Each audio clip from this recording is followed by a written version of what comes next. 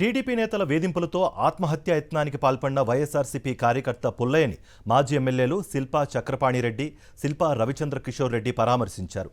అనంతరం నంద్యాల డీఎస్పీని కలిసి కూటమి నేతల వేధింపులను వివరించారు.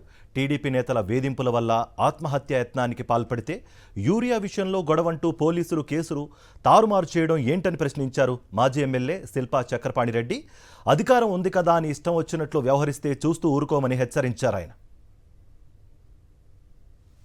తెలుగుదేశం నాయకులు రెచ్చిపోయి ఈరోజు అన్ని ఇబ్బందులు పెట్టడం, పొలాల వద్ద ఎక్కడ పడితే అక్కడ ఇబ్బందులు కలిగించడం, దుర్భాషలాడడం, సోషల్ మీడియాలో పెట్టి వేధించడం, ఇలాంటివన్నీ జరుగుతూ ఉన్నాయి. ప్రతి గ్రామ విషయాన్ని కూడా డిఎస్పీ గారికి తెలియజెప్పడం జరిగింది. ఈ అరాచకాలు, ఈ యొక్క ఇబ్బందులు ఇలాగనే తెలుగుదేశం వాళ్ళు సృష్టిస్తే చూస్తూ ఊరుకోవడానికి సిద్ధంగా లేం. దాన్ని అవసరమైతే ఎక్కడ దాకైనా వెళ్ళడానికి సిద్ధంగా ఉన్నాం.